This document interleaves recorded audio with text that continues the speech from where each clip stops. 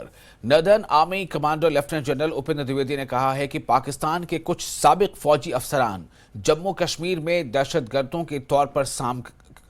पर सरगर्म हैं। उन्होंने कहा कि राजौरी ऑपरेशन में फौज ने अपने 5 बहादुर जवान जरूर खोए हैं, लेकिन सिक्योरिटी फोर्सेस को बड़ी कामयाबी भी मिली है। सिक्योरिटी फोर्सेस ने लश्कर के एक आला कमांडर को हलाक कर दिया है। वो 1 साल से जायद अरसे से इलाके में सरगर्म था। उन्होंने कहा कि राजौरी और पुंछ के इस इलाके में अब भी 20 से 25 दहशतगर्द सरगर्म है और दहशतगर्दी के खिलाफ इनका ऑपरेशन ऑल आउट मुसलसल जारी रहेगा।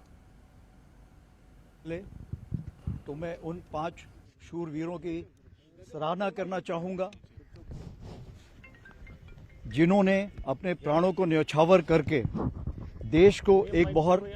सफलता हासिल कराई है। जैसा कि आपको विदित है, ये दोनों खूंखार आतंकवादी पिछले 1 साल से कई इन्होंने ऐसी घिनौनी हरकतें की थी, ऐसी किलिंग्स की थी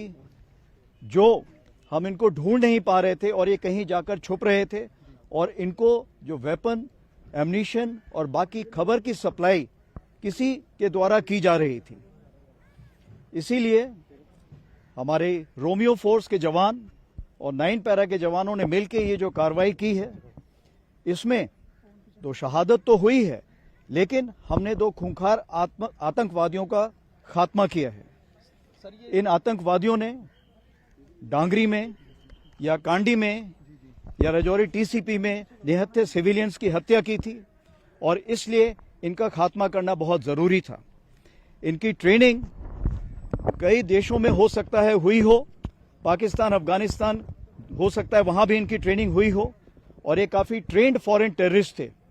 और इसलिए इनको ख़त्म करने में थोड़ा वक्त लगा, लेकिन हमारे बहादुर जवानों ने प्राणों की चिंता ना करते हुए भी ये सराहनीय कार्य किया। जहाँ तक संजय बिष्ट का सवाल है, उनको 18 तारीख को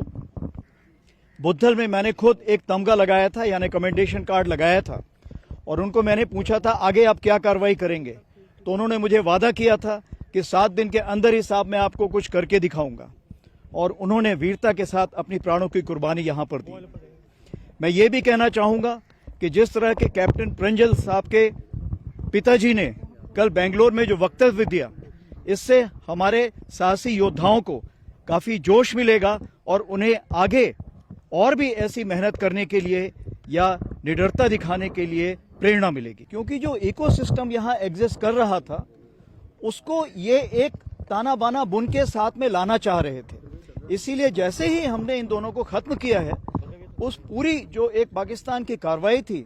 उसमें बहुत ही बड़ा सेंध पड़ा है। पुंछ राजौरी का ऐसा एरिया है जो कि नेशनल हाईवे से बाकी देश से जुड़ा हुआ है,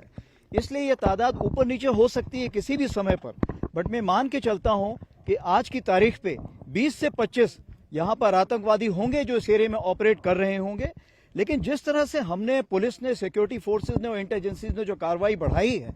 जिसमें हमारे लोकल लोगों का बहुत सपोर्ट है, और अगर ये ऐसे ही चलता रहा कार्रवाई तो 1 साल के अंदर हम इसको भी बहुत अच्छे से कंट्रोल कर पाएंगे। जो हमारे पास खबर है, जो इन सोर्सेज से खबर है या जो हमें वहाँ पे जो इक्विपमेंट मिला है उसकी जो पहचान की जाए, तो हमें यकीन है कि वो डांगरी में शामिल थे। सर, लोकल ट्रेनिंग है इन आतंकवादियों की, क्या ये लगता है कि पाकिस्तानी आर्मी की भी स्पेशल फोर्सेस के जवान हो सकते हैं जो यहाँ पर एज ए टेररिस्ट